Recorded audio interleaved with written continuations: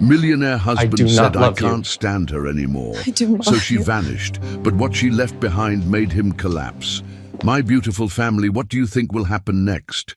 A reunion filled with love, or the sweetest revenge? Stay with me till the very end of this most powerful story you will never forget. Hi, my beautiful family. Welcome back to your own story channel. Let me begin with a prayer. Heavenly Father, I thank you for the gift of this family. Bless every soul who listens. Bless every woman who has carried pain yet still smiles. Bless every mother whose prayers protect her children. And bless every heart that comes here seeking love and healing. Lord, give them strength in weakness, light in darkness, and joy that no one can take away. But family, I must open my heart with truth. For many days now I have seen some of you leaving the stories halfway. You don't know how much this wounds me. Every word I write, every line I build, is my heart poured out for you. When you leave, it feels like my love is not enough, like my hard work is unseen. That pain is heavy, but still, I choose love. I know those who are new may carry doubts. Maybe trust is hard for them, but my family, trust is born when love is real. And my love for you has never once been fake. I stay, I write, I pray, and I give you stories that carry not just words, but pieces of my soul. So today I ask you gently, if your heart is true, write present. If your love is real, write, I am with Mr. Peter. Arsenio Barrett had everything money could buy, except the ability to see that his wife was dying right in front of him. Tonight was supposed to be perfect. Their 5th anniversary celebration sparkled across the Manhattan penthouse like something from a fairy tale. Crystal chandeliers casting rainbows on ivory walls, imported roses perfuming the air, and 50 of the city's most powerful people toasting their enduring love story. What a joke. Shirley Harris Barrett stood at the edge of their living room, watching her husband charm everyone except her. She pressed one hand against her still flat stomach where their secret grew, 8 weeks and 3 days of pure miracle, while her other hand gripped her champagne flute so tightly her knuckles had gone white. She'd been trying to get Arsenio alone all evening to share the news that would change their lives forever, but he moved through the party like she was invisible furniture. Shirley, darling. Regina Whitmore, wife of Arsenio's biggest competitor, swept over in a cloud of expensive perfume and fake concern. You look absolutely radiant tonight. That sapphire dress brings out your eyes beautifully. Thank you, Shirley managed, forcing her practiced smile. The dress had been a calculated choice, the same one she'd worn on their first date 5 years ago, when Arsenio couldn't keep his hands off her, when he'd whispered that she was the most beautiful woman he'd ever seen. And how are things with you two lovebirds? Regina's eyes glittered with the hungry curiosity of someone hoping for gossip, still as madly in love as ever. Before Shirley could answer, Arsenio's laughter cut across the room like broken glass. She turned to see him surrounded by his usual circle of business associates and investors, his green eyes bright with the kind of passion he used to reserve for her. Now it was all for deals, mergers, and profit margins. Children? James Morrison, Arsenio's business partner, was saying loudly enough for half the party to hear. When are you and Shirley going to give us some little Barretts to spoil? The question hung in the air like smoke. Shirley's breath caught in her throat. This was it. The perfect moment for Arsenio to turn to her with love in his eyes, to pull her close and let her share their beautiful secret with the world. Instead, Arsenio's face twisted with something that looked like disgust. Children? He took a long drink of his whiskey, his voice carrying that particular tone he used when discussing failed investments. With her? Have you seen Shirley lately, James? She can barely handle being a wife, let alone a mother. Honestly. He glanced around the circle, ensuring he had their full attention before delivering the killing blow. I can't even stand being in the same room with her anymore. She's become this pathetic, clingy thing, like furniture that keeps rearranging itself, hoping you'll notice. The laughter that followed felt like acid in Shirley's veins. Her champagne glass slipped from numb fingers, shattering against the marble floor in an explosion of crystal and golden wine. The sound cut through the party chatter like a gunshot. 50 pairs of eyes turned toward her, including Arsenio's, and for one breathtaking moment she saw something flicker across his face. Surprise, recognition, guilt, but it vanished so quickly she might have imagined it. "Careful there," he said with the same tone he'd use for a clumsy waitress, already turning back to his conversation. "Someone clean that up." Shirley stood frozen in the center of their anniversary party, surrounded by the wreckage of her shattered glass and her even more shattered heart. The baby, their baby, fluttered in her womb like a butterfly trapped in a hurricane, and she wondered if even an unborn child could feel its mother's heart breaking. "Excuse me," she whispered to no one in particular, because apparently no one was listening anyway. She walked through their penthouse on legs that felt like they belonged to someone else, past the photos of their wedding day, where Arsenio gazed at her like she was his whole world, past the kitchen where he used to dance with her while making Sunday morning pancakes, past the piano where she used to play the song he wrote for her during their honeymoon. All of it felt like evidence from someone else's life. In their master bedroom, Shirley sank onto the edge of their California king bed and stared at her reflection in the mirror across the room. The woman looking back at her wore a designer dress that cost more than most people's cars, flawless makeup applied by a professional, and jewelry that could fund a small country. She looked like the perfect billionaire's wife. She looked absolutely miserable. Her hands trembled as she reached for the drawer of her nightstand, pulling out the positive pregnancy test she'd been hiding there for weeks. 2 pink lines that represented everything she'd ever wanted. A family with the man she loved more than breathing. She'd imagined this moment 1,000 times. Arsenio's face lighting up with joy, his strong hands spanning her belly, his voice thick with emotion as he whispered promises to their unborn child. Instead, he'd just announced to 50 people that the thought of having children with her made him sick. "He doesn't know," she whispered to the empty room, her voice breaking. "He doesn't know about you, sweetheart." But even as she said it, a terrible truth crystallized in her mind like ice forming on glass. It wouldn't matter if he knew. The man who'd just humiliated her in front of half of Manhattan society, who looked at her like she was an annoying obligation, who couldn't stand being in the same room with her, that man would never want their baby any more than he wanted her. The party continued downstairs, Arsenio's laughter floating up through the floors like mockery. Shirley closed her eyes and made a decision that would change everything. She was done being furniture in her own life.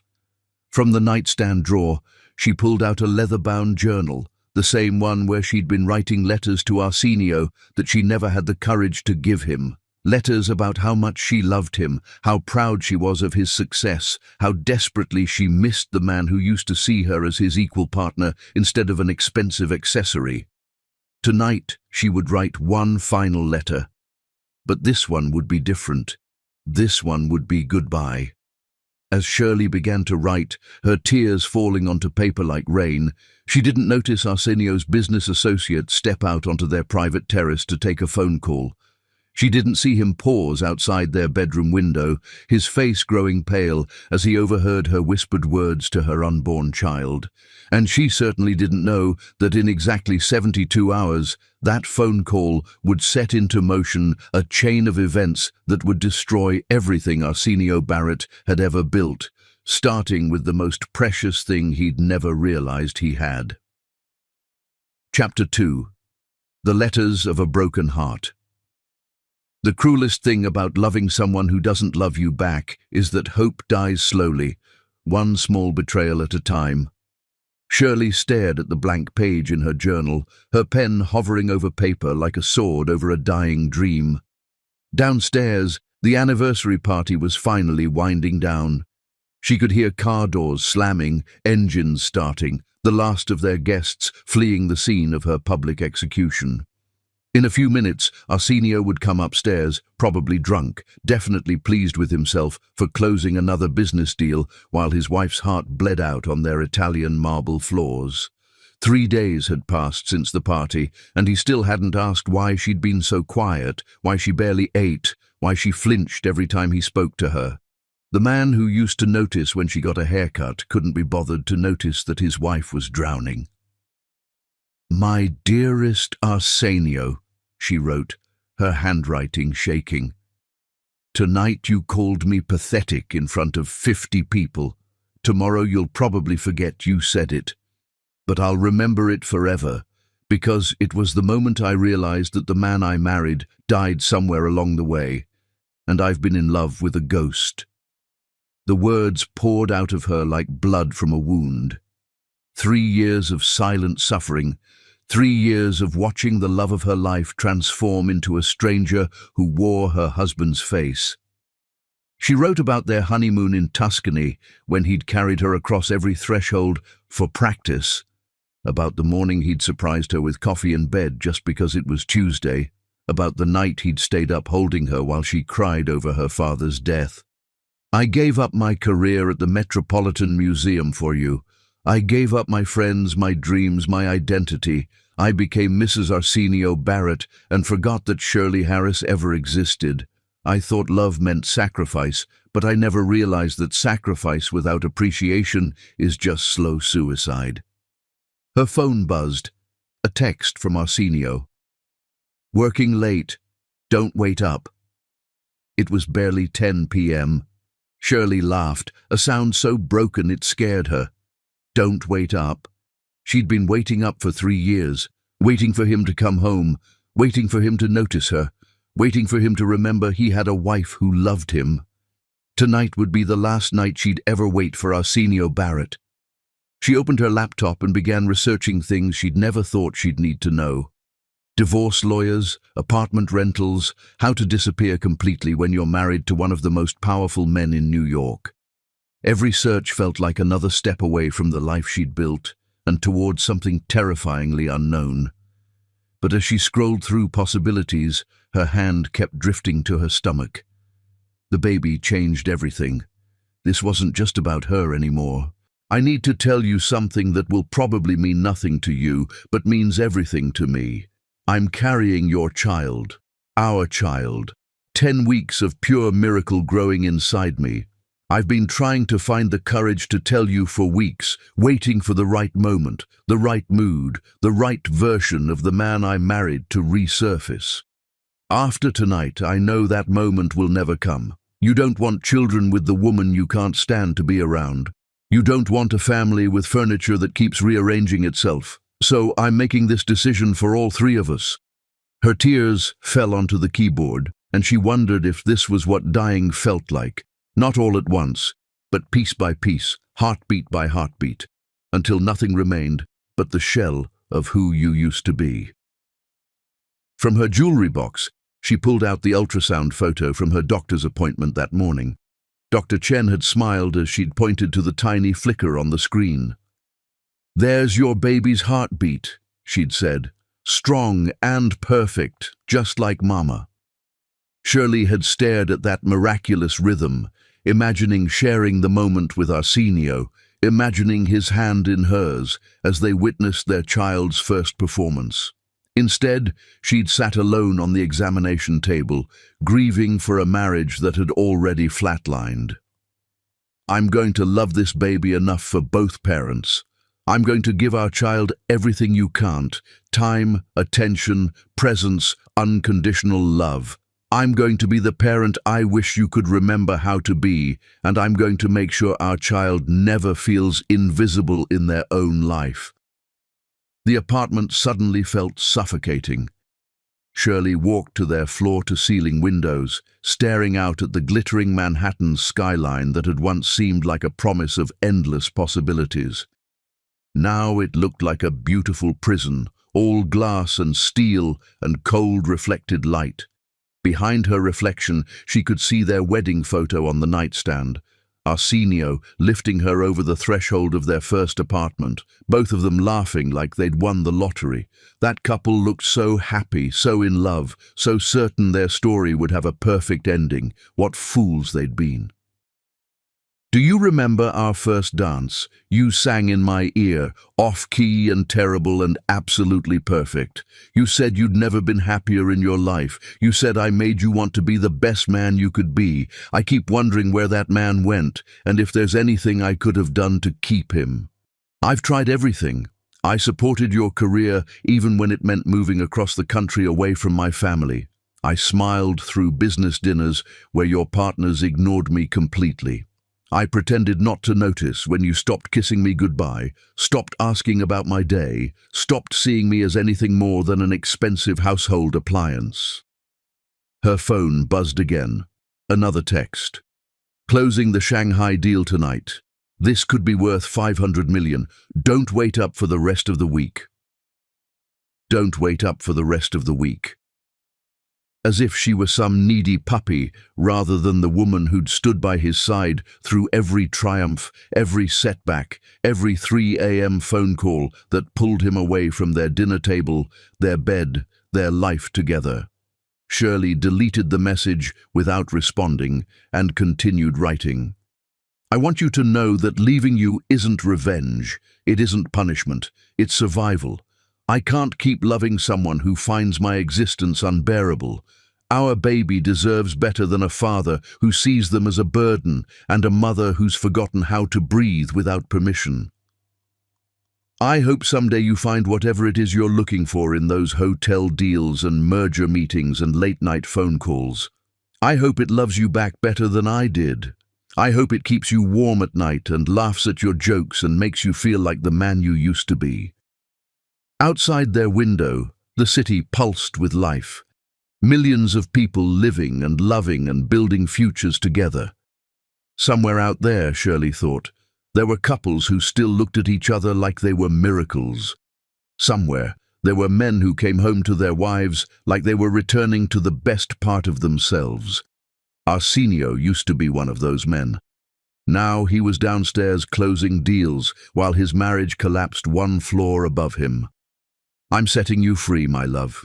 Free from the wife you can't stand, free from the responsibility of pretending to care about my feelings, free from having to share your precious time with someone you consider pathetic and clingy. Consider this my final gift to the man I'll love until my last breath, even if he can't love me back. Take care of yourself, Arsenio, and if you ever remember who we used to be, who we could have been, don't look for us. Some broken things can't be fixed, no matter how much love you throw at them. Forever yours, whether you want me or not, Shirley. She signed her name with a flourish, sealing her fate with ink and tears. Tomorrow she would begin the practical work of disappearing. Tonight she would mourn the death of everything she'd believed in. Shirley pulled out her grandmother's wooden jewelry box, a family heirloom that had witnessed 3 generations of love stories. Inside, she placed her wedding rings, the stunning engagement ring Arsenio had chosen himself, and the simple gold band they'd exchanged during their vows. The rings felt heavy with the weight of broken promises as she set them on top of the ultrasound photo. The letters came next, dozens of them spanning years of loneliness. Her love letter on their first anniversary that she'd been too shy to give him. Her apology letter after their first real fight about his long hours. Her congratulations letter when his company went public that she'd written but never delivered because he'd been too busy celebrating with clients to come home. Every letter was a window into a heart that had never stopped believing, right up until tonight. Finally, she placed the positive pregnancy test on top of everything else, the 2 pink lines that should have been the beginning of their greatest adventure. Instead, they would be his final reminder of everything he'd thrown away. As footsteps echoed on the stairs, Arsenio finally coming to bed at 1:30 a.m., Shirley closed the box and set it in the center of their bed, like an offering on an altar. She grabbed her overnight bag from the closet and paused at their bedroom door for one last look at the room where she'd been happier than she'd ever thought possible and more miserable than she'd ever imagined she could survive. The footsteps stopped outside their door. Shirley held her breath, part of her hoping against hope that Arsenio would burst through the door and see her pain, would finally ask what was wrong, would somehow sense that their whole world was about to change forever. Instead, she heard him turn toward his study. Even now, even at nearly 2 a.m., he was choosing work over coming to bed with his wife. Shirley slipped out through their private elevator, carrying nothing but her purse, her overnight bag, and the tiny life that would never know its father's voice. As the elevator descended through the building that had been her home for 3 years, she whispered a promise to the child growing inside her. "I'll love you enough for both of us, baby. I promise." What she didn't know was that Arsenio's business associate, David Kim, was already 3 blocks away, making a phone call that would change everything. The conversation he'd overheard from the terrace, Shirley's whispered words about the baby, hadn't been an accident. And the person on the other end of David's phone had been waiting 3 years for exactly this kind of information about the Barrett family's private life. By morning, Shirley's disappearance wouldn't be her own secret anymore. Chapter 3. The Discovery. Some victories taste like poison the moment you achieve them. Arsenio Barrett stood in the marble foyer of his penthouse at 6:47 a.m., still wearing his tuxedo from the night before, holding a crystal tumbler of whiskey that had become his breakfast of choice. The Shanghai deal was done. $500 million richer, 3 new luxury resorts secured, his empire expanded across 2 continents. He should have been celebrating. Instead, he felt empty. The penthouse stretched around him like a museum of his success. Italian marble floors that cost more than most people's houses. Original Picassos hanging on walls that had never heard genuine laughter, floor-to-ceiling windows offering a view of Manhattan that made him feel like a king ruling over an empty kingdom. Everything was perfect, pristine, and utterly lifeless. Just like his marriage. The thought sliced through his hangover like a blade. Where was Shirley? Usually she'd be in the kitchen by now, making his coffee the way he liked it, reading the financial papers so she could ask intelligent questions about his deals. Even when he barely acknowledged her efforts, she still tried to be part of his world. "Shirley?" His voice echoed through the empty space. No response, probably still sulking about last night. Women were so sensitive about everything. Couldn't take a joke, couldn't handle a little honest conversation between men. She'd get over it. She always did. That was the thing about Shirley. No matter how he treated her, she always forgave him, always came back with that hopeful smile that used to charm him and now just irritated him. Arsenio climbed the spiral staircase to their bedroom, loosening his bow tie and already planning his next conquest. The Tokyo deal was up for negotiation next week, and the Dubai project needed his attention. Success was a drug, and he was completely addicted to the high. He pushed open their bedroom door, expecting to find Shirley asleep, or maybe waiting up to apologize for embarrassing him at the party.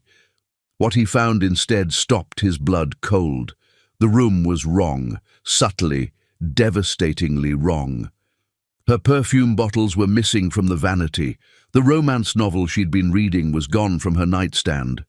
Her jewelry box, the antique wooden one that had belonged to her grandmother, sat empty and open like a mouth screaming silently. But it was the object on their bed that made his legs give out. Another wooden box, smaller and infinitely more dangerous, sat in the exact center of their California King mattress like an executioner's block. What the hell? Arsenio's whiskey tumbler slipped from his fingers, shattering against the marble floor in an echo of Shirley's champagne glass from the night before. The irony was lost on him as he stumbled toward the bed, his heart hammering against his ribs with a rhythm that felt suspiciously like panic. The wooden box was beautiful, carved mahogany with delicate roses etched into the lid. It was old, elegant, and utterly terrifying in its simplicity. His hand shook as he lifted the lid, revealing contents that would haunt him for the rest of his life. Her wedding rings lay on top, like discarded promises. The engagement ring he'd chosen himself, a flawless 5-carat emerald-cut diamond that had cost him 3 months' salary, back when 3 months' salary actually meant something. And beneath it, the simple gold band they'd exchanged during their vows, the one she'd never taken off, not even to shower, not even when her fingers swelled during their first year of marriage stress. Seeing them separated from her finger felt like seeing her naked corpse. Beneath the rings, a stack of letters bound with a silk ribbon. His name was written on each envelope in Shirley's elegant handwriting, some faded with age, others still fresh. How many letters had she written him? How long had she been pouring her heart onto paper while he ignored her living, breathing presence? With trembling fingers, he opened the first one. My darling husband, today marks our first wedding anniversary. I woke up this morning thinking about our vows, how you promised to cherish me in sickness and health, for richer or poorer, for better or worse. I wanted to tell you that even on our worst days, loving you feels like the best decision I ever made. You've been working so hard lately, and I know the pressure is enormous. I just wanted you to know that your success doesn't define my love for you. You could lose everything tomorrow, and I'd still choose you. Always you. Forever you. Your devoted wife, Shirley. The letter was dated exactly 4 years ago. He'd been in Tokyo that week, closing his first international deal. He'd never known she'd written it. He'd never known she'd spent their first anniversary alone. His hands shook as he reached for the second letter. My dearest Arsenio, today you forgot my birthday. I know you didn't mean to. You've been so busy with the merger. But I spent the entire day hoping you'd remember, hoping you'd surprise me, hoping you'd come home with flowers and that sheepish grin you used to give me when you knew you'd messed up. Instead, you called at midnight to say you'd be in Chicago for another 3 days. I cried myself to sleep, holding the birthday gift you'll never know I bought for you, a vintage watch like the one your father wore. I wrapped it anyway. It's still in my closet, waiting for a celebration that will never come. I love you anyway. I always love you anyway. Shirley. Arsenio's chest felt like it was caving in. He remembered that Chicago trip. He'd closed the Peterson account and celebrated with champagne and caviar in his hotel suite. He'd never called home. He'd completely forgotten it was her birthday. How many birthdays had he missed? How many anniversaries had passed unnoticed while he chased deals and profit margins and the endless, insatiable hunger for more? Letter after letter revealed the woman he'd married and systematically destroyed. Each one was a window into a heart that had loved him completely, unconditionally, desperately. And each one was a knife in his chest as he realized what he'd thrown away. Today you came home and found me crying because my mother called to say Dad's cancer is getting worse. You asked if it was something important, and when I tried to explain, you said, "Can this wait? I have calls to make." I watched you walk away to your study, and for the first time in our marriage, I felt completely alone. Dad used to say that marriage meant never having to face anything by yourself. I think he was wrong. You missed my art show opening tonight. I know the London acquisition was important, but I'd been working on that exhibition for 8 months. It was my first show since we got married, and I wanted so badly for you to be proud of me. Instead, I stood there explaining to everyone why my husband couldn't be bothered to come. Mrs. Patterson asked if you even knew I was an artist. I realized I couldn't answer her because I'm not sure you remember who I was before I became your wife. Last night you made love to me, but you never looked at me, not once. Afterward, you rolled over and immediately started checking emails. I lay there wondering if I was just another business transaction to complete, another item to check off your daily list. This morning I found the lingerie I'd bought to surprise you still in its bag, tags on. You never noticed I was wearing it. I don't think you'd notice if I disappeared entirely. The final letter in the stack was different, shorter, simpler, and infinitely more devastating. My beloved Arsenio, by the time you read this, I'll be gone. I can't watch you not love me anymore. I can't keep hoping you'll remember who we used to be. Most importantly, I can't raise our baby in a house where love is treated like a weakness and attention is rationed like a scarce commodity. Our baby Arsenio, I'm 12 weeks pregnant with your child, the family you said you couldn't imagine having with me. I was going to tell you at the party, but you made it clear how you feel about the thought of children with the woman you can't stand to be around. I'm not leaving to punish you. I'm leaving to protect myself and our child from a man who's forgotten how to love anything except his bank account. Maybe someday you'll remember who you used to be. When that day comes, if it comes, don't look for us. Some broken things can't be fixed, and I refuse to keep cutting myself on the pieces. I never stopped believing in us until the day you stopped believing in me. Goodbye, my love. Take care of yourself, Shirley. Arsenio read the letter 3 times before the words penetrated the wall of shock surrounding his brain. Pregnant. She was pregnant. Had been pregnant during the party when he'd said, "Oh God." The sound that came out of his throat was barely human. "Oh God, what have I done?" At the bottom of the box, wrapped in tissue paper like a sacred relic, lay a small framed photograph. Their wedding day. The moment right after their first kiss as husband and wife. In the picture, Arsenio was looking at Shirley like she was the sun, and she was gazing back at him like he'd hung the stars. They looked drunk on love, high on possibility, certain that nothing could ever touch the magic they'd found in each other.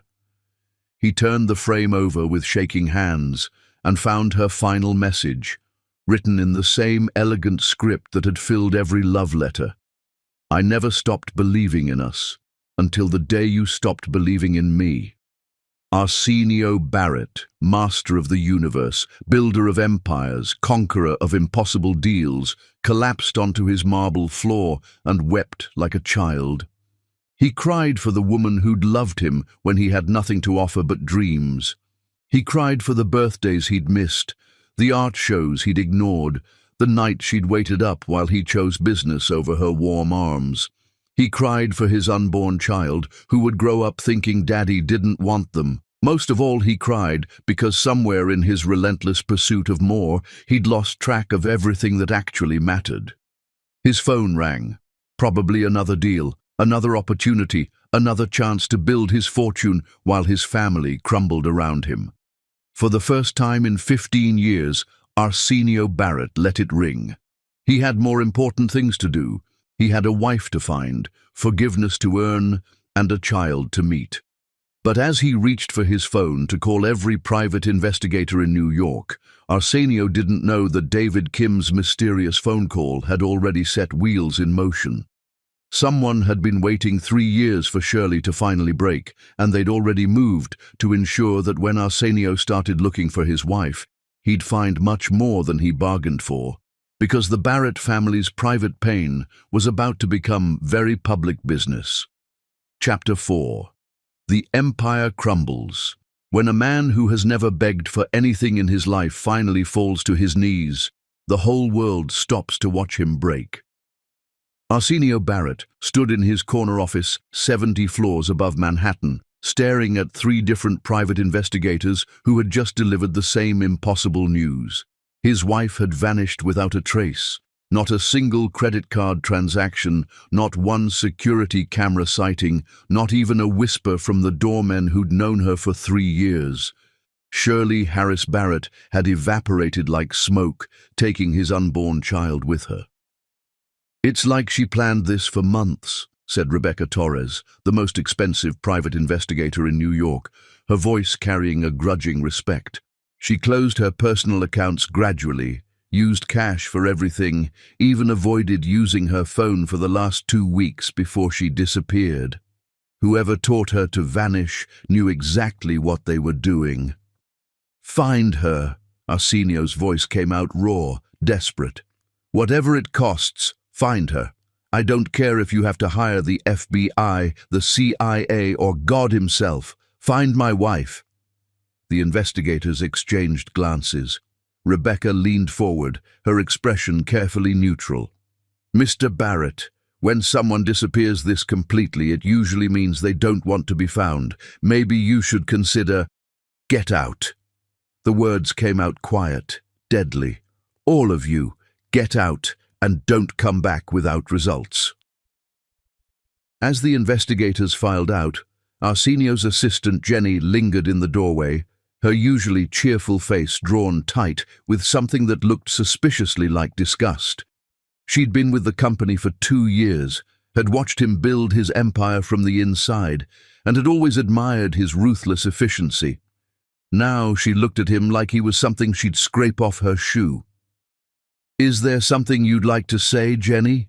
Arsenio asked, his voice carrying the same ice that had closed 100 deals. "Mrs. Barrett used to bring coffee to everyone in the office," Jenny said quietly.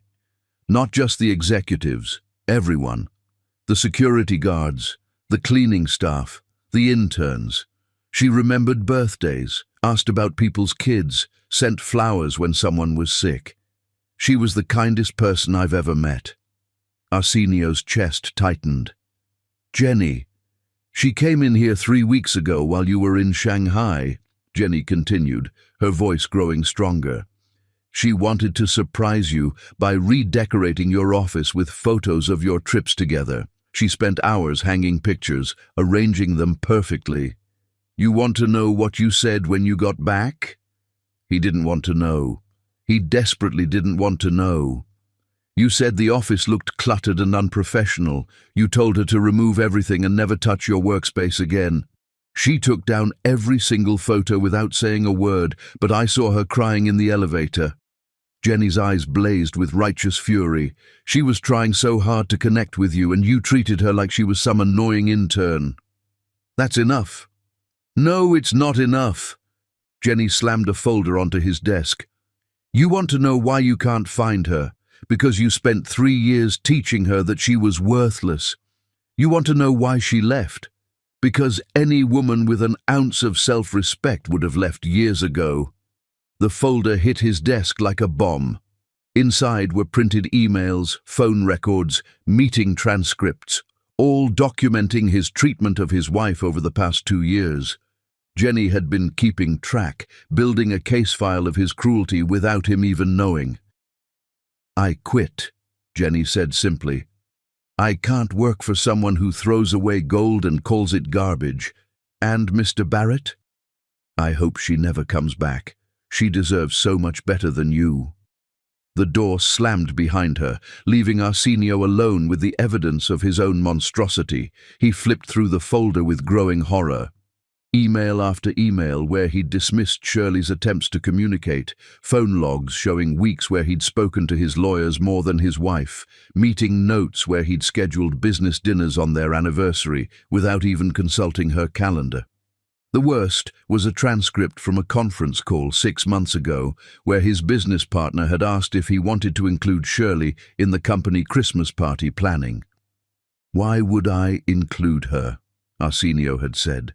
"She doesn't know anything about business. Besides, she'll just get emotional about the decorations or some other meaningless detail. Keep her out of it." Reading his own words now felt like swallowing glass. His intercom buzzed. "Mr. Barrett?" His new temporary assistant's voice was carefully professional. "Your mother is here. Should I send her in?" Before Arsenio could respond, the door burst open and Olga Burns stormed in like an avenging angel in Chanel. His mother was a formidable woman, 70 years old, 5 feet tall, and capable of reducing grown men to tears with nothing but her disapproval. Today, her silver eyes blazed with a fury that made her look positively biblical. "You stupid, arrogant, worthless fool." Her accent, usually carefully modulated after 40 years in America, came out thick with Russian rage. "What have you done? Mother, if this is about Shirley..." Olga's voice rose to a pitch that could shatter crystal. "My daughter-in-law, the sweetest, most patient angel who ever lived, has vanished because my son turned into a monster. Do you know what she did for my birthday last month? Arsenio's face went blank. He'd forgotten his mother's birthday entirely. She flew to Paris, Olga continued, her voice dripping with disgust. She spent 3 days with me, brought me photos of you from your childhood, told me stories about how proud she was to be your wife. She organized a surprise party with all my friends, bought me a necklace that belonged to her own grandmother, a family heirloom, Arsenio, and gave it to me because she said I was the mother she'd always dreamed of having. Each word hit him like a physical blow. I didn't know.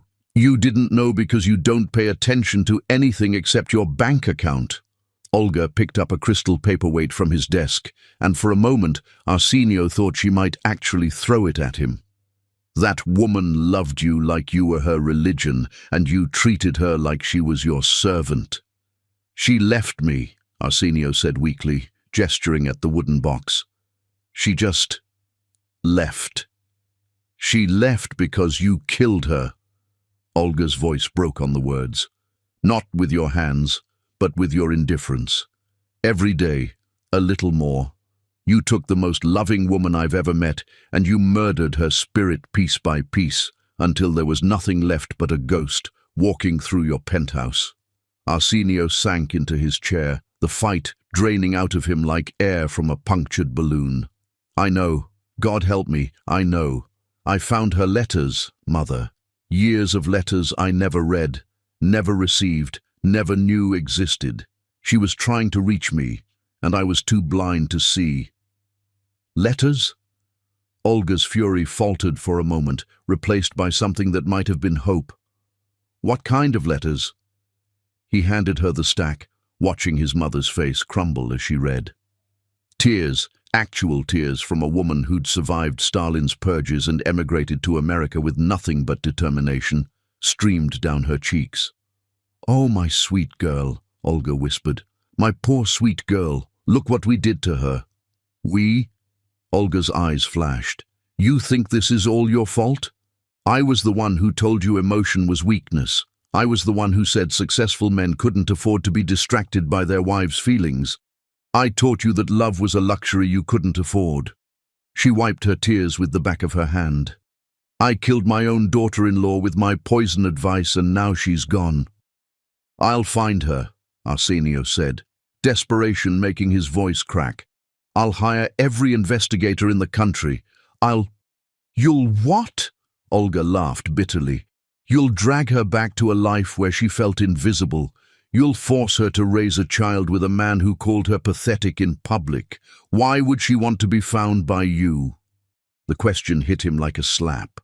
Why would Shirley want him to find her? What could he possibly offer her now, except more of the same treatment that had driven her away in the first place? His phone rang. The Shanghai investors, probably wanting to celebrate their successful deal. For the first time in 15 years, Arsenio Barrett looked at a business call and felt nothing but revulsion. He let it ring. I have to try, he said finally. I have to find her and grovel, beg, whatever it takes. I have to tell her I'm sorry, that I know what I did, that I'll spend the rest of my life making it up to her. And if she says no? Olga asked quietly. If she's found peace without you? If she's happier gone? The question hung between them like smoke from a funeral pyre. Arsenio stared out his office windows at the city spread below him, his kingdom, his empire, his monument to success that meant absolutely nothing without the woman who'd built it alongside him. Then I'll have learned the most expensive lesson of my life, he said quietly, that you can gain the whole world and lose everything that actually matters. His phone buzzed with a text message. For one wild, impossible moment, his heart leaped with the thought that it might be Shirley. Instead, it was from David Kim. We need to talk. Now about your wife's disappearance. Come alone. Arsenio stared at the message, ice forming in his veins. David Kim was his business associate, not his friend. He was ambitious, calculating and utterly ruthless in pursuit of his own interests. He was also the one person who'd been close enough to overhear conversations from their terrace. What did David Kim know about Shirley's disappearance? And more importantly, what did he want in exchange for that information? Chapter 5. The Hidden Paradise. Sometimes the most beautiful prisons are the ones we build for ourselves, and sometimes the greatest freedom comes from having nothing left to lose. Shirley Wilson, she still wasn't used to hearing her grandmother's maiden name, stood behind the counter of Moonrise Books and Cafe, her 7 months pregnant belly making it impossible to hide her condition any longer. The tiny bookstore smelled like coffee, old paper, and the lavender candles Mrs. Delacroix burned every morning, scents that had become more comforting than any luxury she'd left behind in Manhattan. The morning rush had just ended, leaving behind the gentle quiet that made this place feel like sanctuary. Through the salt-stained windows, she could see the Pacific Ocean, stretching endlessly toward a horizon that promised infinite possibilities, so different from the steel and glass cage of her former penthouse, where the view had been nothing but other people's ambitions reaching toward an empty sky. "You're glowing today, dear," said Mrs. Delacroix, the 70-year-old owner who'd taken Shirley under her wing without asking questions about her past. "That baby is going to be absolutely beautiful." Shirley smiled, her hand instinctively moving to her rounded belly, where tiny feet kicked against her ribs like a drummer keeping perfect time. "She's active today. I think she likes the Mozart we've been playing." "She?" Mrs. Delacroix's eyes sparkled with the kind of genuine interest that Shirley had forgotten existed. "You know it's a girl." "Just a feeling," Shirley lied. She knew because Dr. Martinez at the local clinic had told her last week during her checkup. A healthy baby girl with strong lungs and her father's stubborn heartbeat. Shirley had cried in the parking lot afterward, not from sadness, but from the overwhelming realization that she was going to be someone's mother, someone's whole world, someone's safe harbor in the storm. Her daughter would never feel invisible. The truth was more complicated than a feeling. Late at night, when insomnia kept her walking the cottage floors, she would press both hands to her belly and whisper stories about the man her daughter would never know. "Your daddy has the most beautiful green eyes," she'd say to the darkness. "He used to write me poetry on hotel napkins when we were dating. He once drove 4 hours through a snowstorm just to bring me soup when I had the flu."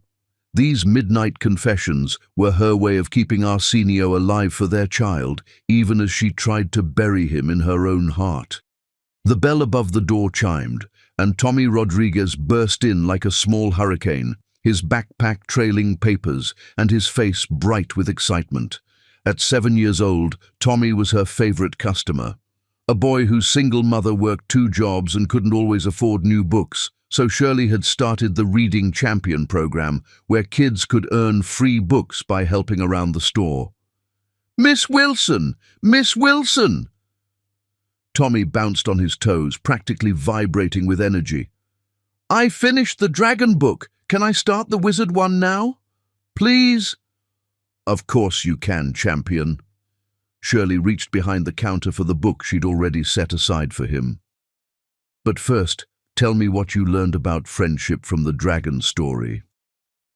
Tommy's face grew serious, the way children's faces do when they're sharing something important. The dragon wasn't really mean. He was just lonely and scared, so he acted mean to protect himself. But when the knight showed him kindness instead of fighting, the dragon remembered how to be good again. Shirley's throat tightened. From the mouth of babes came wisdom that cut straight to the bone. "That's very wise, Tommy." "Are you crying, Miss Wilson?" Tommy's small face scrunched with concern. "Did I say something wrong?" "No, sweetheart." She wiped her eyes, forcing a smile. "You said something very right. Sometimes grown-ups forget how to be kind, and it takes someone special to remind them." "Like how you remind everyone?" Tommy asked with the innocent honesty that only children possess. "Mama says you make everyone in town feel special. She says you're like sunshine in a person." Sunshine in a person. The phrase hit her like a revelation. If only Arsenio could see her through this child's eyes, not as pathetic furniture, but as someone who brought light to other people's lives. Here in Moonrise Bay, she'd discovered parts of herself that had been buried under years of trying to be the perfect billionaire's wife. She taught art classes at the community centre on Thursday evenings, helped elderly Mrs. Patterson with her grocery shopping every Tuesday, and had become the unofficial keeper of everyone's secrets and sorrows. In Manhattan, she'd been Mrs. Arsenio Barrett, a title that came with expectations but no real identity. Here she was simply Shirley, and that was enough. More than enough. "Tommy, would you like to help me with story time today?" Shirley asked, needing to focus on something other than the past that still haunted her dreams. "We're reading about brave princesses who save themselves." "Girls can be brave?" Tommy's eyes went wide. "Like really brave? Like fighting dragons brave?" "Especially girls," Shirley said firmly. "Sometimes the bravest thing a princess can do is walk away from a tower that's not treating her like the treasure she is." The afternoon reading circle had grown since she'd started it 3 months ago. What began with just Tommy and 2 other children had expanded to include nearly a dozen kids whose parents drove from neighboring towns just so their children could experience Shirley's storytelling magic. She had a gift for making each child feel like the hero of their own adventure, for helping them see that strength came in many forms. As Tommy settled into the reading corner with the other children who'd gathered for afternoon story time, Shirley felt the familiar ache of wondering what her daughter's childhood would look like. Would she be brave like these storybook princesses? Would she believe in her own worth the way her mother was finally learning to? Would she grow up knowing she was wanted, cherished, celebrated for exactly who she was? Most importantly, would she ever wonder why her father never came looking for them? The thought still hurt, even after 7 months. Part of her, the foolish, romantic part that had fallen in love with a man who wrote her poetry and brought her wildflowers, still hoped that Arsenio would move heaven and earth to find them, that he'd realized what he'd lost and would come charging through that bookstore door like a knight in shining armor, ready to fight for their love. But the practical part of her, the part that had learned to read the weather in his moods and navigate the storms of his indifference, knew better. Arsenio Barrett didn't fight for anything that didn't have a clear return on investment, and she'd proven definitively that loving her was a losing proposition. During her darkest moments, usually around 3 a.m. when the baby's kicking kept her awake and the cottage felt too quiet, she would allow herself to imagine what it would be like if he walked through that door. Would he be angry, relieved? Would he even recognize the woman she'd become, this stronger version of herself who could change a flat tire and balance a budget and make children laugh until their bellies hurt? Sometimes she practiced the conversation in her mirror, trying on different versions of forgiveness and fury, testing how the words would taste in her mouth. But every imagined reunion ended the same way, with her realizing that the man she'd fallen in love with had never really existed, and the man who'd destroyed their marriage wasn't someone she wanted in her daughter's life. Miss Wilson, 8-year-old Lucy Martinez, tugged on her skirt, pulling her back to the present. The story says the princess waited for the prince to rescue her, but what if the prince never came? What if he forgot about her? Shirley knelt down carefully, meeting the little girl's serious brown eyes. Then the princess would have to rescue herself, wouldn't she? And you know what? She'd discover she was stronger than she ever imagined. But what about love? Lucy persisted with the relentless curiosity of childhood. Don't princesses need love? Love comes in many forms, sweetheart. Shirley glanced around the reading circle at the children who'd become her chosen family, at Mrs. Delacroix who treated her like the daughter she'd never had, at the community that had embraced her without knowing her story. Sometimes the love you need is already all around you. just waiting for you to be brave enough to accept it. As story time ended, and the children scattered like dandelion seeds into the late afternoon sunshine, each one hugging her goodbye and promising to be good for their parents, Shirley allowed herself to imagine her daughter growing up here, running on the beach with Tommy and Lucy, learning to read in this very corner, surrounded by people who would love her for exactly who she was, rather than who they wanted her to become. The vision was so vivid, it took her breath away. A little girl with Arsenio's green eyes and her own stubborn chin, building sandcastles and catching fireflies and never once doubting that she deserved to take up space in the world. It was a beautiful vision. So beautiful it almost made up for the fact that her daughter would grow up never knowing her father's voice. "Shirley, dear." Mrs. Delacroix appeared at her elbow, concern creasing her weathered features.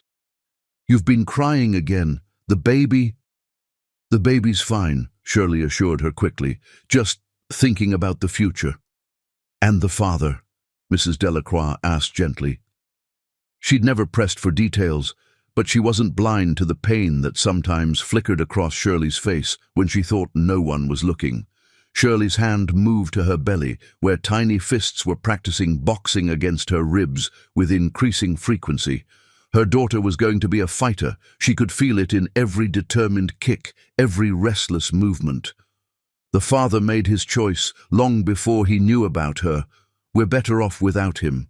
The lie tasted bitter on her tongue, but it was easier than admitting the truth, that she still loved Arsenio Barrett with a love so deep it felt like drowning, that she dreamed about him every night and woke up reaching for empty air. That part of her would always be waiting for him to become the man she'd married instead of the stranger he'd transformed into. But even as she said the words, her treacherous heart whispered lies about second chances and redemption stories and love that could overcome any obstacle. She'd read too many fairy tales, believed in too many happy endings. Real life wasn't a storybook. Real life was a woman 7 months pregnant, working in a bookstore 3,000 miles from everything she'd ever known, trying to convince herself that love was enough when she had to provide it all by herself.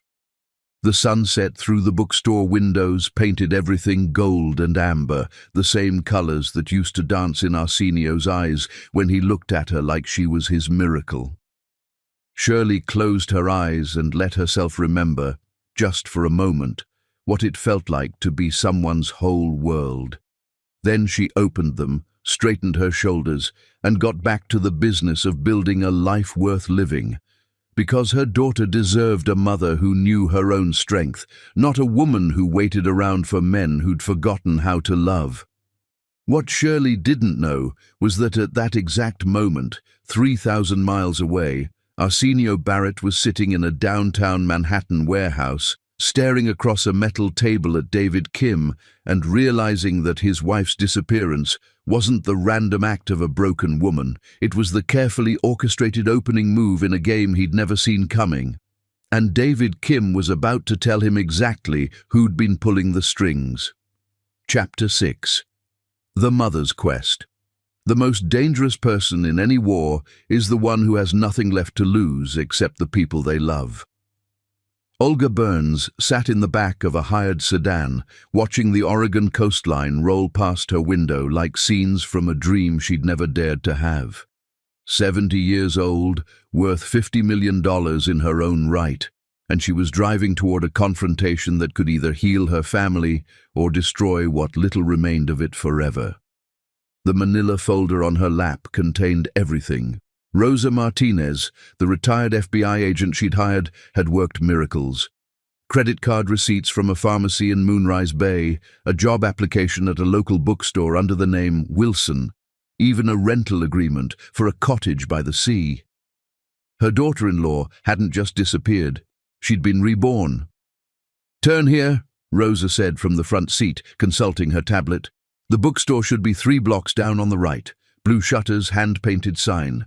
And Mrs. Burns, remember what we discussed. Don't approach her directly. Let me assess the situation first." Olga nodded, though every fiber of her being screamed to run into that bookstore and gather Shirley into her arms like the daughter she'd always secretly considered her to be. 9 months of searching, 9 months of watching her son destroy himself with guilt and grief, 9 months of wondering if she'd ever meet her grandchild. Today, she would finally know. The sedan pulled up across from Moonrise Books and Cafe, and Olga's heart nearly stopped. There, visible through the large front window, stood a woman with familiar grace and gentle movements, her pregnancy advanced and beautiful. Even from a distance, even with her hair longer and her clothes simpler, Olga would have recognized Shirley anywhere. "Is that her?" Rosa asked softly. "That's my daughter," Olga whispered, tears already blurring her vision. "My sweet, precious daughter." Through the window they watched Shirley moving between tables, serving coffee to customers with the same natural warmth she'd brought to Barrett family gatherings. She was laughing at something a customer said, her whole face lighting up in a way Olga hadn't seen in years. Even heavily pregnant, even living in exile from everything she'd known, Shirley radiated a peace that had been missing from her life as Mrs. Barrett. "She looks happy," Rosa observed carefully. "She looks free," Olga corrected, the words coming out like a confession. "For the first time since I've known her, she looks completely free." The observation cut deep. How had she helped create a prison so suffocating that escaping it required abandoning an entire identity? When had loving her son become synonymous with destroying the woman who made him whole? "There's something else," Rosa said, checking her notes. "I spoke to several people in town yesterday. They adore her, call her their sunshine girl. She teaches art classes to kids, volunteers at the senior center, has basically become the unofficial heart of this community. This isn't a woman hiding, Mrs. Burns. This is a woman who's found her home." The words should have brought Olga joy. Instead, they filled her with a grief so profound, it felt like drowning. Shirley hadn't just left New York, she'd flourished without them. What did that say about the life they'd offered her? What did it say about the family she'd married into? "I want to go in," Olga said suddenly. "Alone. Mrs. Burns, we discussed this. I don't want to watch my daughter from a distance like she's some kind of specimen," Olga interrupted, her Russian accent thickening with emotion. "I want to hold her. I want to apologize. I want to meet my grandchild. And if she runs, if seeing you traumatizes her—" The question hung in the air like a challenge. Olga stared at Shirley through the window, 8 months pregnant, glowing with health and contentment, looking like a woman who'd finally learned to breathe freely.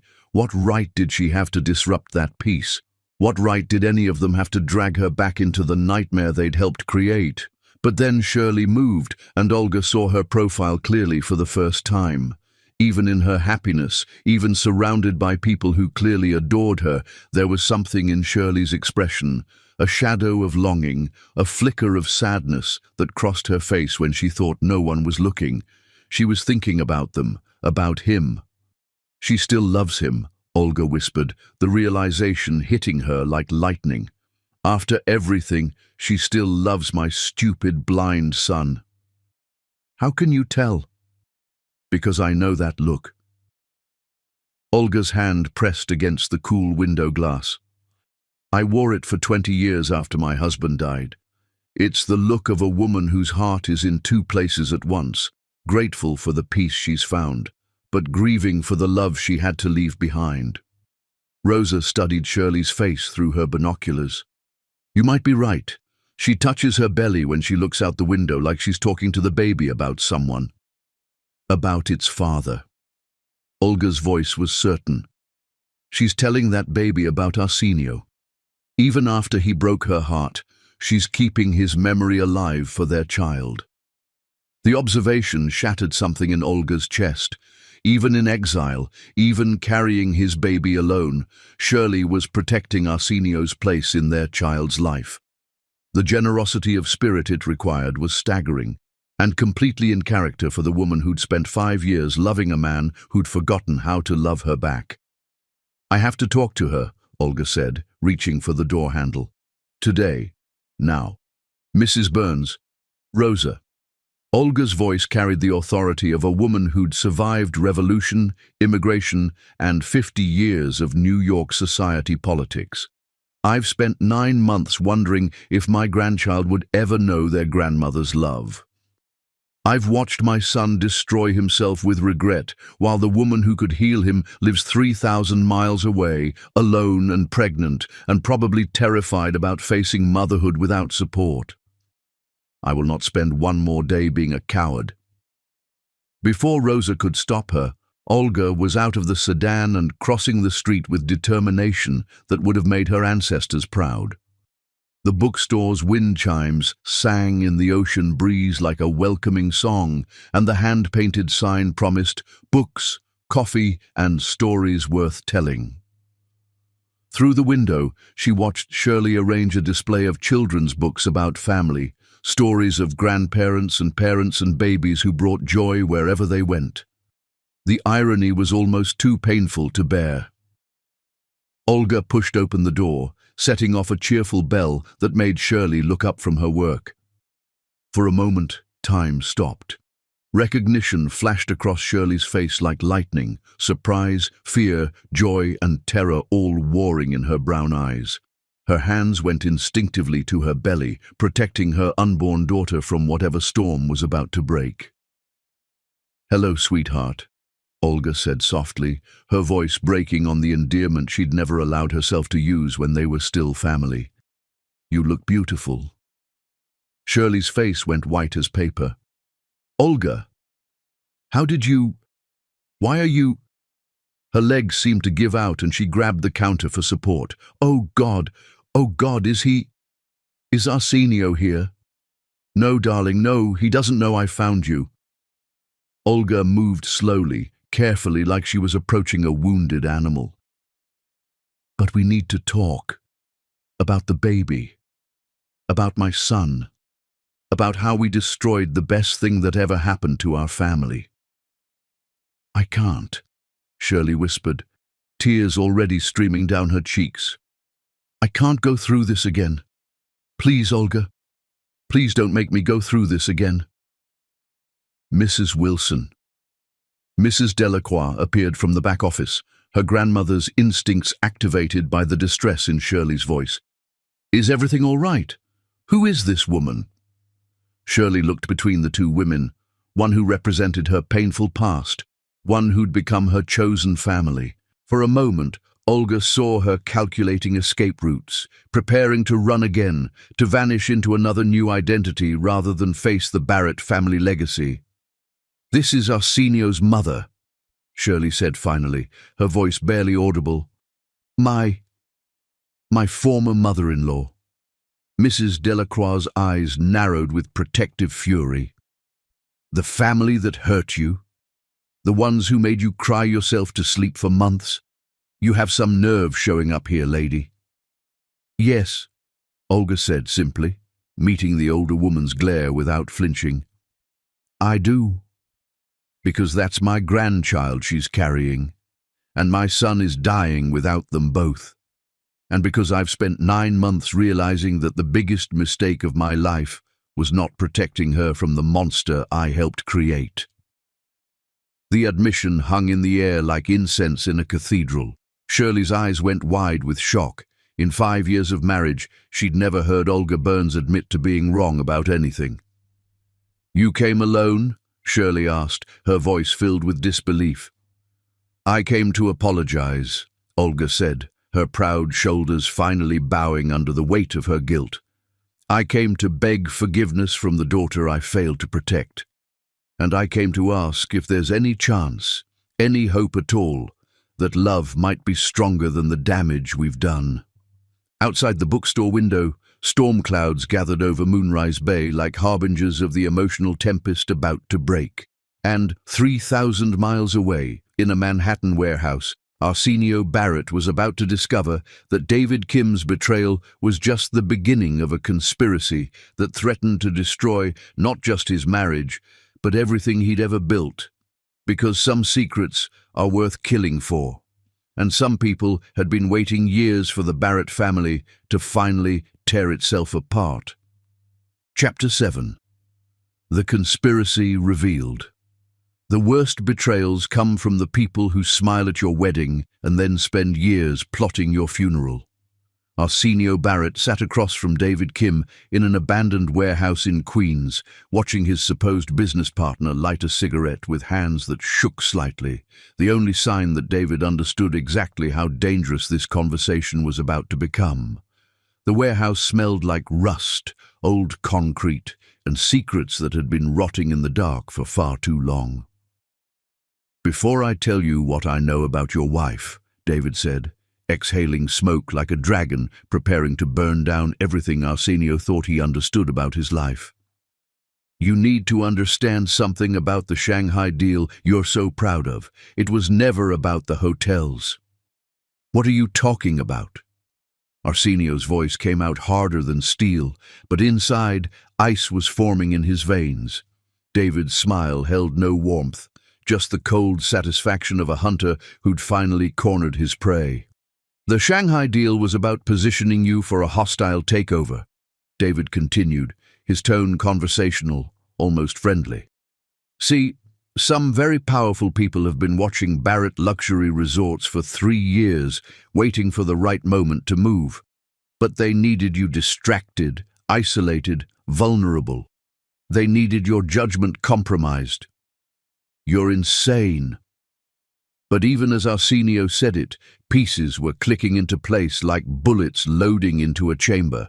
David's sudden appearance in his inner circle 3 years ago, his helpful suggestions about business strategy, his constant presence at family gatherings, always watching, always listening, always learning their weaknesses. "Am I?" David pulled out a tablet, swiping to a series of photographs that made Arsenio's blood freeze. Pictures of him and Shirley at private dinners taken with a telephoto lens, audio transcripts of arguments they'd had in their own home, financial records showing every penny Shirley had spent, every place she'd gone, every friend she'd confided in. "You've been watching us," Arsenio whispered, his voice hollow with horror. "For 3 years you've been watching my wife." "Studying her," David corrected. "Learning her patterns, her habits, her breaking point. It was fascinating, really, watching you systematically destroy the strongest woman I've ever met. My employers were impressed by how efficiently you did their work for them." "Who?" The word came out like a gunshot. "Who hired you?" David's smile widened, showing teeth like a shark's. "Someone who remembers when Barrett Hotels were just a small family business. Someone who never forgot what your father took from them 40 years ago. Someone who's been planning this revenge since before you were born." The warehouse suddenly felt like a tomb.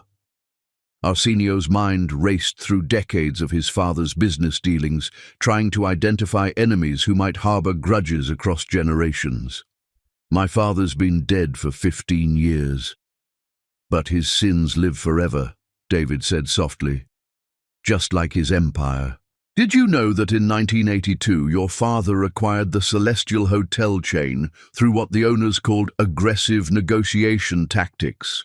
The family that built those hotels, 3 generations of work, lost everything in a single hostile takeover. The patriarch died of a heart attack 6 months later. His widow swore on his grave that someday the Barrett family would know what it felt like to lose everything they loved." "You're talking about ancient history." "I'm talking about Sophia Morrison Whitfield." David's voice carried the weight of destiny. "The woman who spent 40 years building her own empire, waiting for the perfect moment to take yours apart, piece by piece." The name hit Arsenio like a physical blow. Sophia Morrison Whitfield, the mysterious billionaire who owned the Morrison-Whitfield Consortium, the shadowy figure behind half the major hotel acquisitions in Asia. He'd been trying to identify his competition for years, never knowing that his enemy had been watching him through a microscope, learning his every weakness, planning his destruction with surgical precision. "She hired you to destroy my marriage," Arsenio said, the truth crystallizing like poison in his mind. "I was hired to accelerate your existing problems," David corrected, "to whisper in your ear about how clingy your wife was becoming, how much more successful you could be without emotional distractions, to schedule meetings during your anniversaries, to suggest business trips during important family moments, to slowly, carefully, systematically isolate you from the one person who could have saved you from becoming exactly the kind of man she could destroy." Arsenio's hands clenched into fists. "You poisoned my mind against Shirley." "I simply fed tendencies that were already there," David said with clinical detachment. "Your father's son, after all. Ambitious, ruthless, willing to sacrifice anything for success. I just helped you choose business over love often enough that love gave up trying." "Where is she?" Arsenio's voice came out raw, desperate. "Where is my wife?" "Safe," David said, and for the first time, something almost like regret flickered in his eyes. "For what it's worth, watching her break was harder than I expected. She's a good woman, Arsenio, better than you deserved. When I overheard her talking to her unborn child about how Daddy didn't want them, even I felt sick about what I'd helped accomplish.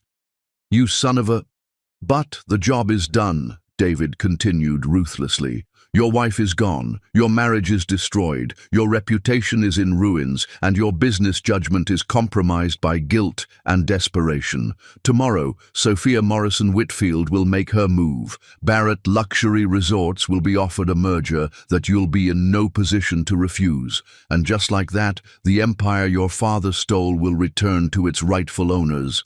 "I'll fight her," Arsenio snarled, rising from his chair like an avenging angel. "I'll expose this whole conspiracy. You'll what?" David's laughter was cold as winter. "Sue me for having conversations with you? Prosecute Sophia for making business moves? Everything we did was legal, Arsenio. Immoral as hell, but perfectly legal. We never threatened your wife, never forced you to treat her badly, never made you choose business over love. We just encouraged your natural instincts."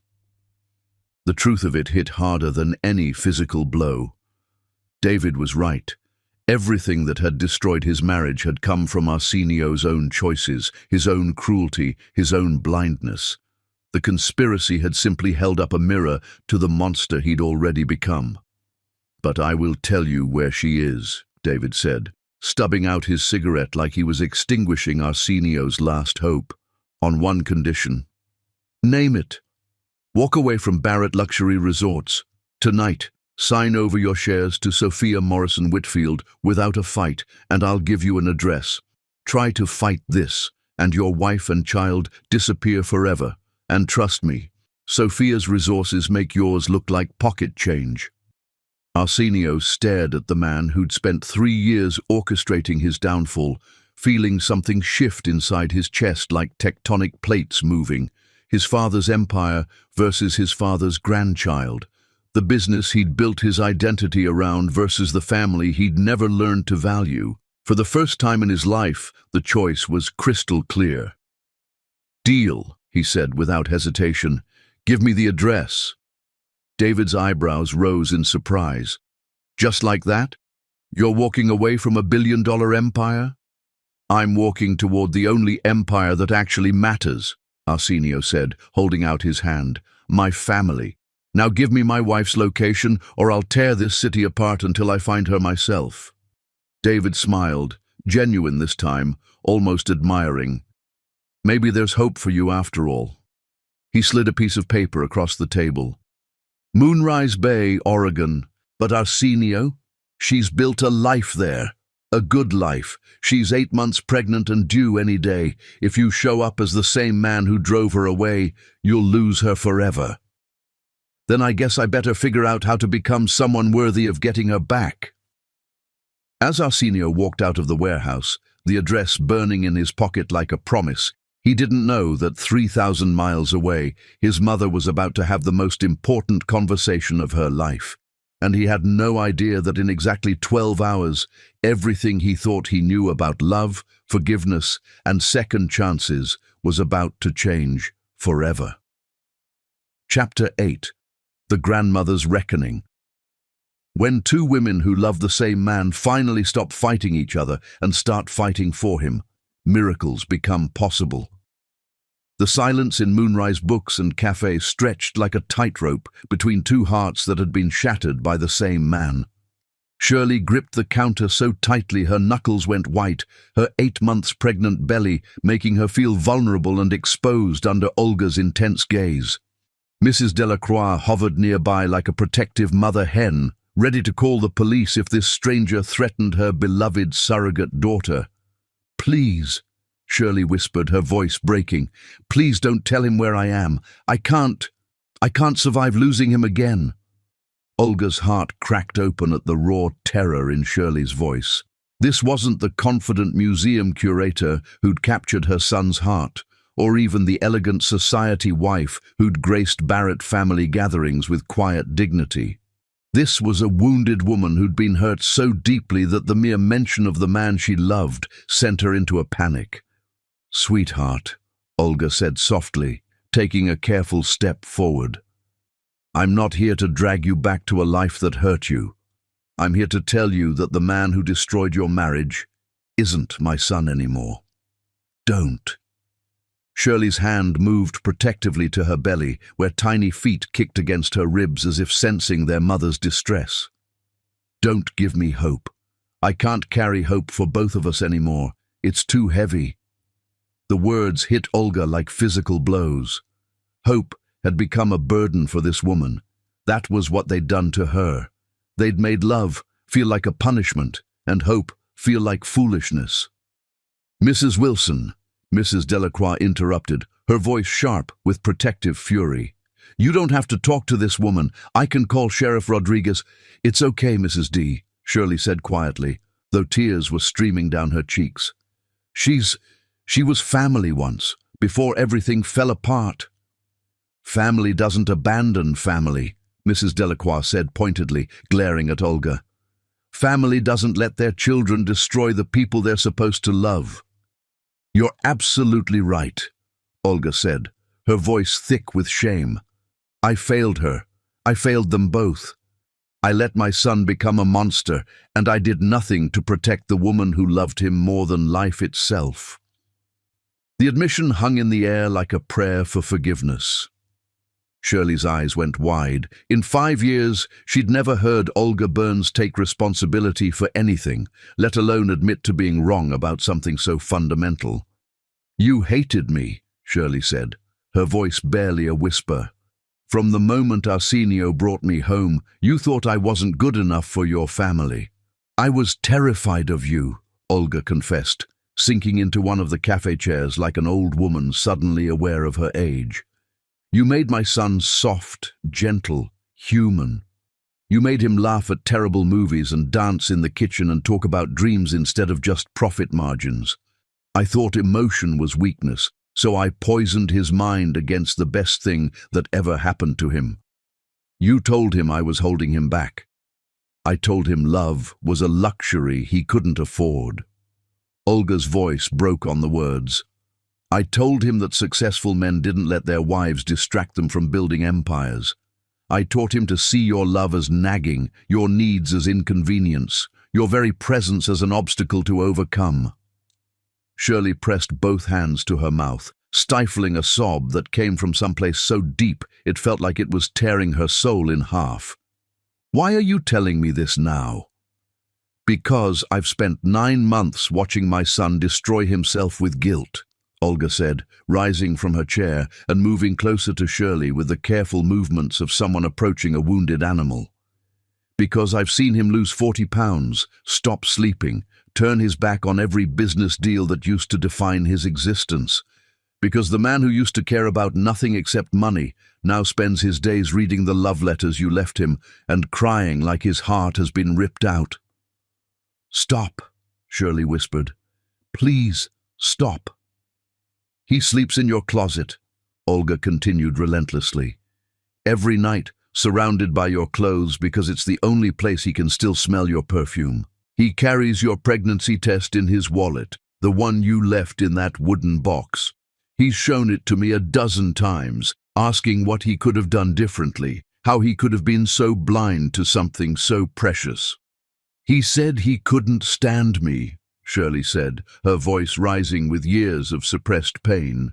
He said I was pathetic, clingy furniture that rearranged itself hoping to be noticed. He said he couldn't imagine having children with someone like me. He said those things because I taught him to say them, Olga said, her own voice breaking with shame.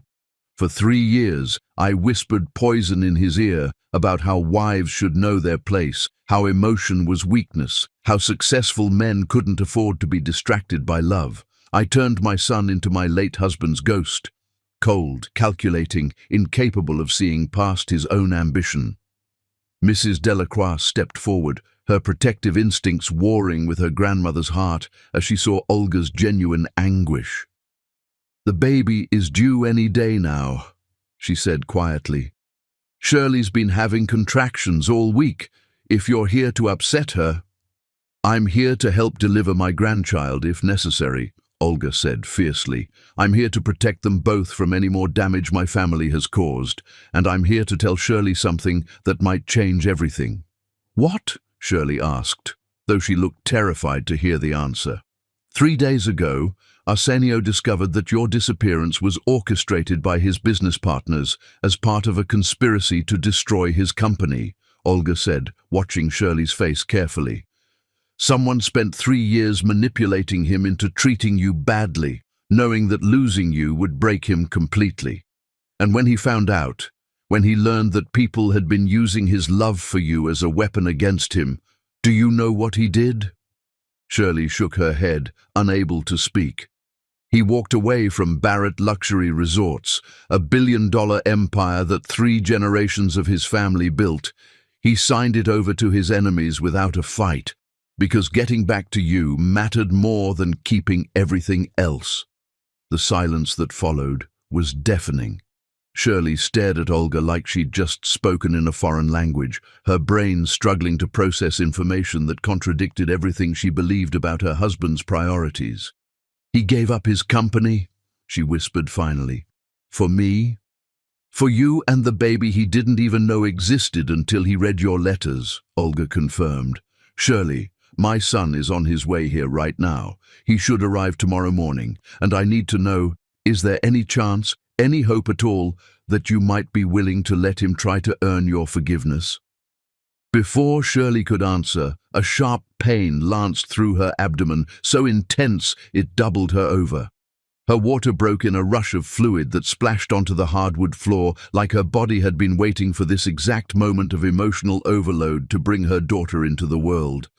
"Oh!" she gasped, one hand clutching her belly, the other reaching blindly for support. "Oh no, not now! She's not due for 2 weeks!" Mrs. D double exclamation mark Shirley called out, panic creeping into her voice. I think the baby's coming." Mrs. Delacroix sprang into action with the efficiency of a woman who'd raised 6 children of her own. "Call Dr. Martinez and get the car. The roads to the hospital are still washed out from yesterday's storm." "Wait," Olga said, her voice steady despite the chaos erupting around them. "I delivered 4 babies in Russia during the war. If we can't get to a hospital, I can help here." "You?" Shirley looked at her former mother-in-law with wild eyes. "You want to deliver your grandchild?" "I want to be here for you," Olga said simply. "The way I should have been for the last 3 years. The way a mother protects her daughter no matter what." Another contraction hit, and Shirley cried out, her legs giving way completely. Mrs. Delacroix caught her on one side, while Olga, despite being 70 years old, supported her on the other. "The apartment upstairs," Mrs. Delacroix said. "It's closer than trying to make it to town in this weather." As they helped Shirley toward the narrow staircase, Another massive contraction seized her, and she screamed, not just from physical pain, but from the emotional overwhelm of having Arsenio's mother beside her during the most vulnerable moment of her life. "Breathe, sweetheart," Olga whispered, her voice gentle in a way Shirley had never heard before.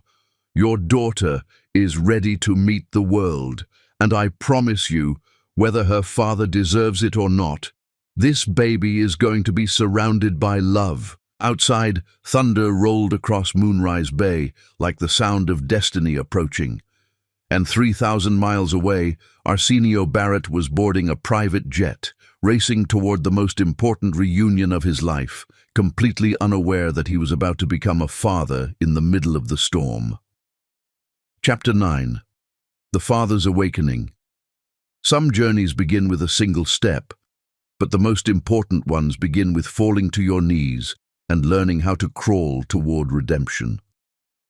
Arsenio Barrett stood in the rain outside a cottage that looked like something from a fairy tale. White clapboard siding weathered by salt air, window boxes overflowing with wildflowers, and a front porch where wind chimes sang soft lullabies to the storm. After 18 hours of flying through hell to get here, after a white-knuckle drive through flooded coastal roads in a rental car that barely survived the journey, he'd finally found the place where his wife had chosen to rebuild her life without him. And he was terrified to knock on the door. The address David Kim had given him was burned into his memory like a brand: 47 Seashell Lane, Moonrise Bay, Oregon. Such a simple combination of numbers and words that represented everything he'd thrown away. Through the golden-lit windows, he could see movement, shadows dancing on walls that had probably never witnessed the cold efficiency of business calls or the hollow echo of emotional emptiness. This was a home where people actually lived, actually loved, actually talked to each other about things that mattered. Everything his penthouse had never been. Thunder rolled overhead like God laughing at the cosmic joke of Arsenio Barrett. Master of the universe, builder of empires, conqueror of impossible deals, standing in the rain like a beggar hoping for scraps of forgiveness from the woman whose heart he'd shattered. His Italian leather shoes, which had walked across marble floors of corporate boardrooms where million-dollar decisions were made with casual indifference, were now soaked through and caked with Oregon mud. He raised his fist to knock, then let it fall. What could he possibly say? What words could even begin to bridge the canyon of pain he'd carved between them? Sorry seemed pathetically inadequate for the magnitude of his failures. In his jacket pocket, he still carried her pregnancy test, the one she'd left in that wooden box, as if it were a sacred relic. He'd shown it to his reflection in bathroom mirrors across 3 states, asking the hollow-eyed stranger staring back at him how he could have been so blind. The man in those mirrors never had an answer, but then he heard it, the unmistakable sound of a baby crying. His baby, his child, the miracle Shirley had been trying to share with him on the night he'd called her pathetic in front of 50 people. "Oh, God," he whispered, his legs giving out completely. He sank to his knees on the cottage's front porch, rain soaking through his expensive suit, his whole body shaking with the realization that he was a father. Somewhere behind that door, his child, his son or daughter, was alive and breathing and crying and perfect, and he'd missed it all. He'd missed the first kick, the first ultrasound appointment where they could have learned the gender together, the moment when Shirley's body had started changing to accommodate their growing miracle. He'd missed her midnight cravings, her morning sickness, her wonder at feeling their baby move for the first time. He'd missed everything that mattered while chasing everything that didn't. The door opened before he could knock, and suddenly Shirley was standing there like an apparition from his most desperate dreams. She wore a simple white nightgown that made her look like an angel, her hair loose around her shoulders in waves that caught the lamplight behind her, her face glowing with the ethereal beauty of new motherhood. In her arms, she held a tiny bundle wrapped in a yellow blanket. Their baby, their miracle, their second chance made flesh. But it was her eyes that stopped his heart. Those warm brown eyes that had once looked at him like he hung the moon now held a mixture of shock, fear, and something that might have been hope. She looked stronger than he remembered, more self-possessed, like she'd discovered reserves of strength she hadn't known she possessed. Arsenio? Her voice was barely a whisper, like she couldn't quite believe he was real. He looked up at her from his knees, rain and tears making it impossible to see clearly, and tried to find words that could encompass the enormity of what he felt: love, regret, wonder, terror, hope. Emotions crashed through him like tsunamis, each one powerful enough to drown him completely. The sophisticated vocabulary that had closed billion-dollar deals and convinced investors to part with their money completely deserted him. "I'm so sorry," he managed, his voice breaking on every syllable. "Shirley, I'm so sorry for everything. For not seeing you, for not loving you the way you deserved, for saying those terrible things, for missing this moment, for—" "Stop," she said softly, and his heart nearly stopped beating. Was she going to send him away? Was he too late? Had he destroyed everything so completely that not even the birth of their child could bridge the gap between them? But then she did something that changed everything. She stepped aside, opening the door wider. "You're soaking wet," she said quietly, her voice carrying a gentleness he didn't deserve. "Come inside and meet your daughter." Daughter. The word hit him like lightning, illuminating his entire world in a single brilliant flash. He had a daughter, a little girl, who would probably have his eyes and her mother's heart, who would need him to be better than he'd ever been before, who would judge him not by his bank account, but by his presence at her bedside when she had nightmares. Arsenio rose on shaking legs and followed Shirley into the cottage that felt more like home in 30 seconds than his penthouse had in 3 years. The space was small, cozy, filled with books and soft lamplight, and the kind of warmth that comes from people who actually enjoy being in the same room together. There were fresh flowers on the kitchen table, children's drawings stuck to the refrigerator with colorful magnets, and the lingering scent of something that might have been homemade bread. It was everything he'd never known he wanted. "Her name is Isabella Rose," Shirley said, settling into a rocking chair near the fireplace with the practiced ease of someone who'd already mastered the art of moving with a newborn. "She was born 3 hours ago during the storm. Your mother helped deliver her." "My mother!" Arsenio's head spun with the implications. "Olga is here? She found me 2 days ago."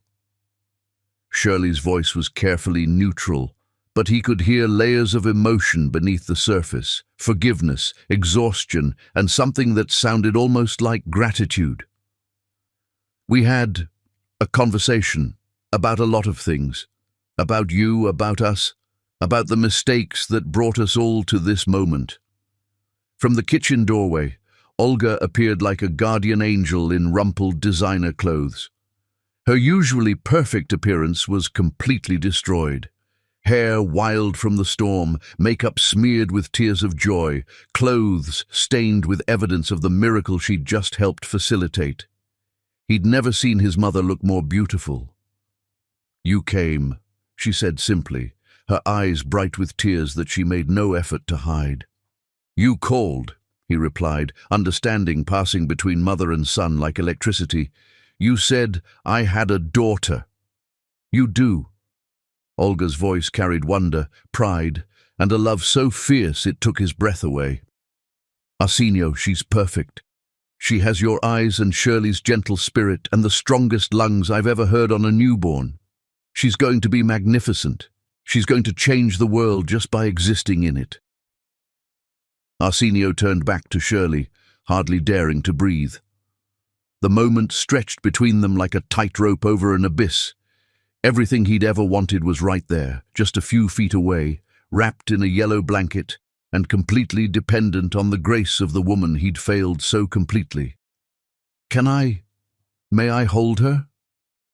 For a long moment, Shirley studied his face, really looked at him for the first time in years. She saw the weight he'd lost during his weeks of searching, the hollow desperation in his eyes, the way his hands trembled with longing and terror and hope. This wasn't the cold, dismissive man who'd called her pathetic in front of Manhattan's elite. This was someone who'd been broken down to his foundation and was begging for the chance to rebuild himself into something worthy of their love. "Sit down," she said finally, indicating the chair beside her with a gesture that felt like absolution. "Support her head like this. She's stronger than she looks, but she's still so new to this world." With infinite care, Shirley transferred their daughter into Arsenio's arms for the first time. The baby felt impossibly light and impossibly precious, like holding distilled starlight or crystallized hope. Isabella rose, opened her eyes, those unmistakable green eyes that were a perfect mirror of his own, and stared up at her father with the serious concentration of someone deciding whether this strange new person was worth trusting. Time stopped. The storm outside, the complicated history between him and Shirley, the corporate conspiracy that had driven them apart. None of it mattered in the face of this tiny person who was 50% him and 50% the woman he'd never stopped loving, even when he'd forgotten how to show it. "Hi, sweetheart," Arsenio whispered, his voice rough with tears he didn't try to hide. "I'm your daddy. I know I missed your birth, and I'm sorry. I've missed so much already, but I'm here now. If you'll let me, if your mama will let me, I want to spend the rest of my life making up for lost time. I want to be the father you deserve, the man your mother fell in love with." Isabella Rose made a small sound, not quite a cry, not quite a coo, and her tiny fist wrapped around Arsenio's finger with surprising strength. The simple gesture hit him like a meteorite, reducing him to tears that came from a place deeper than regret, deeper than guilt. Pure, overwhelming, life-changing love. It was the kind of love that rewrote everything, that made him understand why people talked about their children as if they'd invented the very concept of devotion. This was what he'd been missing while chasing deals and profit margins. This was what mattered. "She's beautiful," he sobbed, unable to look away from his daughter's perfect face. "God, Shirley, she's the most beautiful thing I've ever seen. Look at her fingers. They're so tiny, so perfect. And her hair, it's like silk." "She is," Shirley agreed softly, watching father and daughter meet for the first time with an expression that was part wonder, part heartbreak. "She's been waiting to meet you. I've been telling her stories about her daddy, about the man you used to be." "How can you say that?" Arsenio looked up at her, his green eyes, the same ones their daughter had inherited, blazing with self-recrimination. "How can you be so kind to me after what I did to you? After I drove you away while you were carrying my child? After I chose everything else over the two most important people in my life?" Shirley was quiet for a long moment, studying the man who'd broken her heart and the baby who'd healed it, seeing how perfectly Isabella fit in her father's arms, despite never having been there before. There was something magical about watching them together, something that felt like witnessing destiny. "Because," she said finally, "someone very wise once told me that the bravest thing a princess can do is forgive the dragon who forgot how to love, not for the dragon's sake, but for her own. And because holding on to anger is like holding on to poison, it only hurts the person carrying it. I don't deserve forgiveness." "No," Shirley agreed, her honesty cutting deep but somehow gentle at the same time. "You don't. But Isabella deserves a father who's learned from his mistakes, and I deserve a partner who chooses love over everything else, every single day for the rest of our lives. The question is, are you capable of being that man?" The words hung between them like a bridge over an impossible chasm.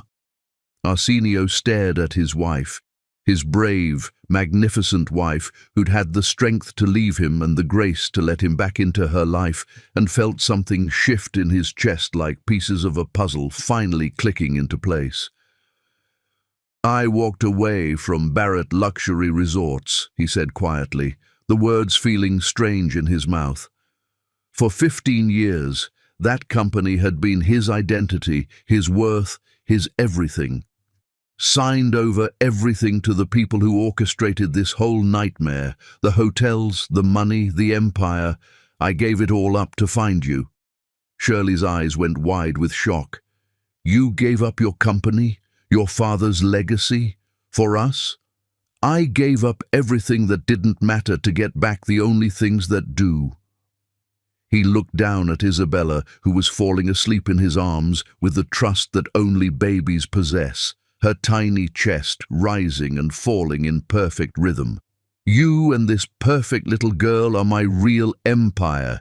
Everything else was just noise, expensive, soul-crushing noise that kept me from hearing what actually mattered. Arsenio, I know I have to earn you back, he continued, his voice gaining strength from holding his daughter, from feeling her weight against his chest like an anchor to everything good in the world. I know saying sorry isn't enough, that I have to prove I've changed, that I have to spend every day for the rest of my life showing you that you and Isabella are my first priority, my only priority. I'm not asking you to trust me, I'm asking you to let me prove that I'm worthy of your trust. And if I said it was too late? Shirley asked quietly, her voice barely audible over the rain against the windows. If I said I've learned to live without you, that Isabella and I have built a good life here, that we don't need you anymore. The question hung in the air like a sword over his head. Arsenio looked around the cottage that felt more like home than anywhere he'd ever lived, at the woman who'd found the strength to rebuild herself from scratch, at the baby who'd been loved from the moment she was conceived, even though her father had been too blind to participate. Then I'd ask if you'd let me stay anyway, he said finally. Not as your husband. I know I have to earn that title back. But as Isabella's father, as someone who wants to learn how to love the way you love, unconditionally and completely. I'd ask for the chance to become the man you fell in love with 5 years ago, the man who wrote you poetry on hotel napkins and drove through snowstorms just to bring you soup. And if I said no? Then I'd respect your decision, he said, though the words came out like pieces of his soul being torn away. But I'd never stop trying to prove I was worthy of a second chance.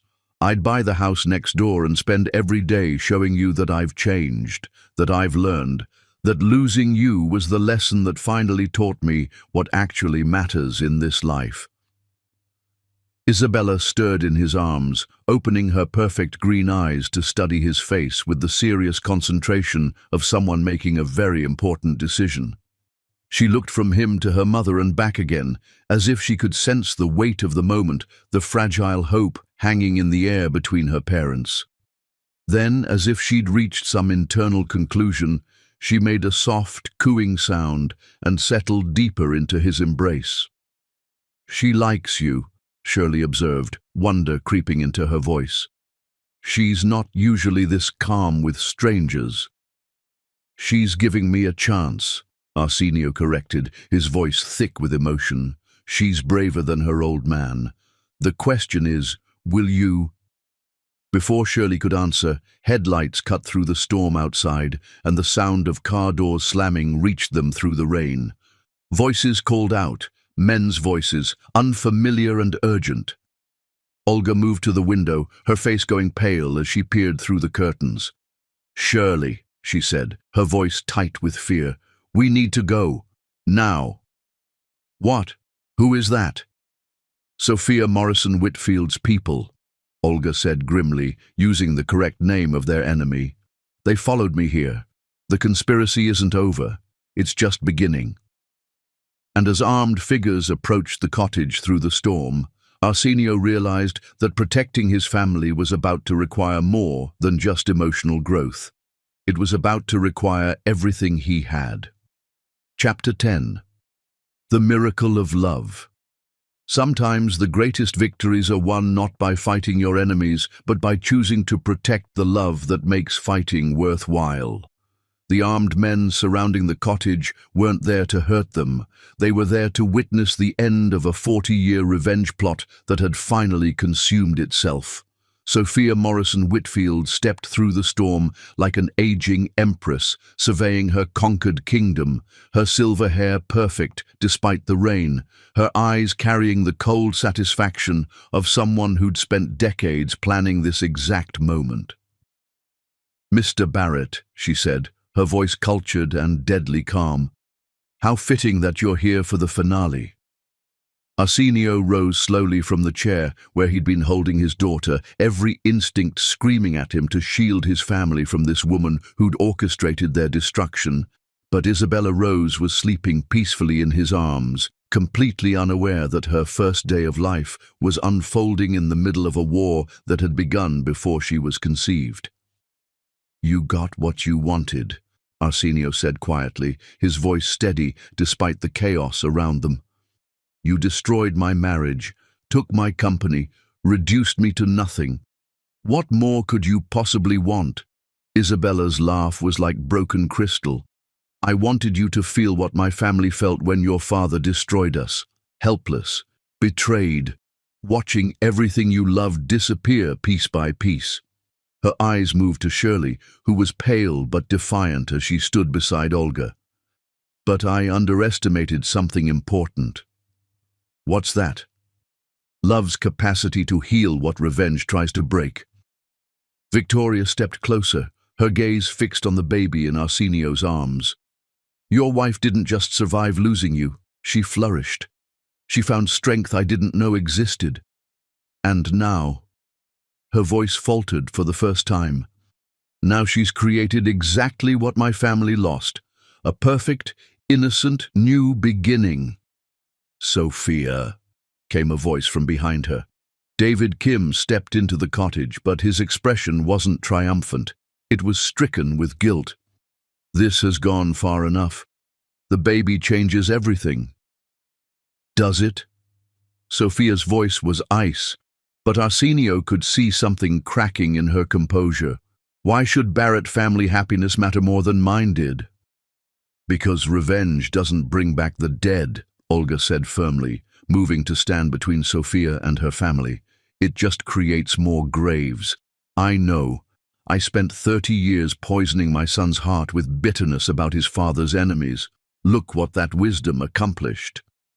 Sophia stared at the 4 generations in front of her, Olga protecting her daughter-in-law, Shirley radiating quiet strength despite everything she'd endured, Arsenio holding their newborn daughter like she was made of spun glass and starlight.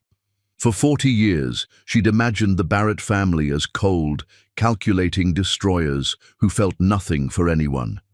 Instead, she was witnessing a love story. "Your father took everything from us," Isabella said to Arsenio, but her voice had lost its edge. "Our hotels, our legacy, our future. My husband died believing he'd failed our children." "And I'm sorry," Arsenio said simply. "I'm sorry for his sins and my own, but destroying my family won't bring yours back. It will just mean more children grow up without fathers, more women raise babies alone, more love gets sacrificed to old hatred."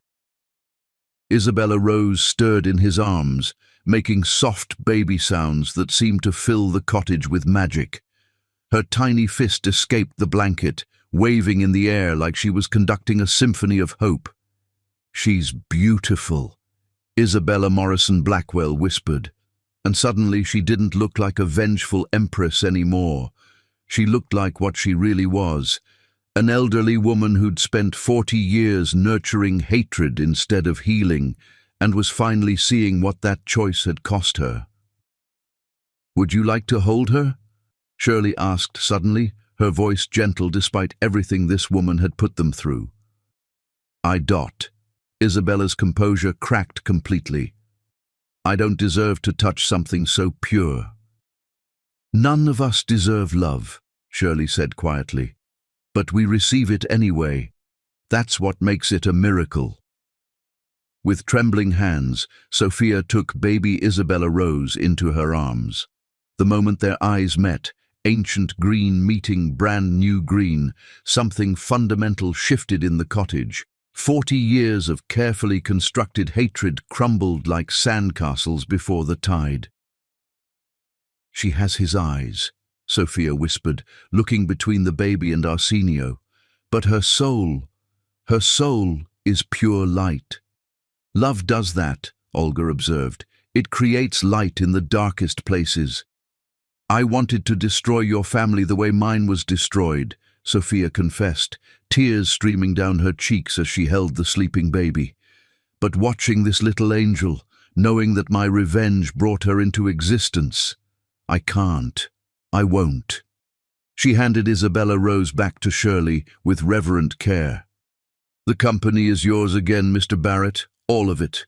Consider it a baby gift from someone who remembers what it's like to love a child more than pride. Keep it, Arsenio said without hesitation. Build something beautiful with it. Build hotels that bring families together instead of tearing them apart. Make it a legacy of healing instead of revenge. Sophia stared at him like he'd spoken in a foreign language. You're giving me $1 billion empire? I'm choosing my real empire, Arsenio corrected, moving to sit beside Shirley and their daughter. This, right here, the three of us together. Everything else is just money. Outside, the storm was finally passing, leaving behind the clean scent of rain-washed earth and new beginnings. Sophia Morrison Whitfield gathered her people and left as quietly as she'd arrived, carrying with her the realization that some victories taste too much like ashes to be worth winning. David Kim lingered in the doorway, his face heavy with shame. For what it's worth, he said to Shirley, watching him learn to love you again has been the most beautiful thing I've ever seen. Some revenge plots end with destruction. This one ended with redemption. As the cottage fell quiet, 3 generations of the Barrett family sat together in the warm lamplight, watching Isabella Rose sleep with the perfect peace that only babies possess. Outside, Moonrise Bay settled into calm after the storm, and somewhere in the distance, the ocean sang lullabies to the stars. So what happens now? Shirley asked quietly, her head resting against Arsenio's shoulder as he held their daughter. Now we begin again, Arsenio said, pressing a kiss to her hair that felt like a sacred vow. We raise our daughter in a house where love comes first. We build a life where family matters more than profit margins. We prove that happy endings are possible, even for people who've made terrible mistakes. And us, she whispered. What about us? Arsenio looked down at the woman who'd loved him at his worst and was giving him the chance to love her at his best. We write a new story, one where the prince learns to be worthy of the princess, where love wins over pride, and where every day ends with I love you instead of don't wait up. Isabella Rose opened her eyes one more time, looked up at her parents with ancient wisdom, and smiled.